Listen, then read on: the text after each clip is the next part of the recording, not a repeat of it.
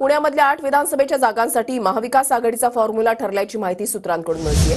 शरद पवार गट 3, काँग्रेस 3 आणि ठाकरे गट 2 जागा लढणार। पर्वती, हडपसर, खडकवासल्याची जागा पवार गट लढणार आहे अशी माहिती सूत्रांकडून मिळतेय। पुणे कॅन्टोन्मेंट, शिवाजीनगर, कसब्यामध्ये काँग्रेस उमेदवार देणार, तर कोथरूड आणि वडगाव शेरीची जागा ठाकरे गट लढणार असल्याची माहिती सूत्रांकडून मिळतेय। योगेश बोरसे आमचे प्रतिनिधी या संदर्भातली अधिक माहिती देतील। योगेश,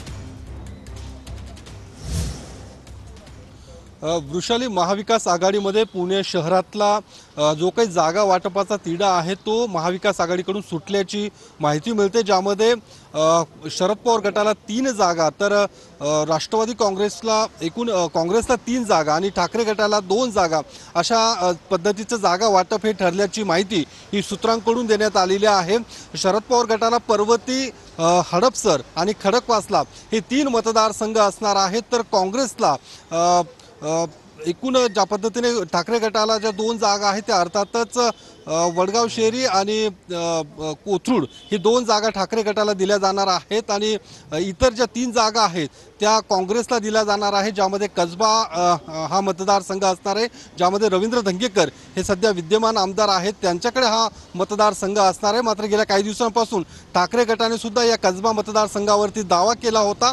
मात्र महाविकास आघाडीचं पुणे शहरातलं जे काही सूत्र ठरल्याची माहिती मिळते, ज्यामध्ये 3 जागा या शरद पवार गटाला, 3 जागा काँग्रेसला, तर 2 जागा या ठाकरे गटाला मिळणार असल्याची माहिती एकूण आपल्याला सूत्रांकडून मिळते। अशा पद्धतीचं हे जागा वाटपाचं सूत्र असणार आहे।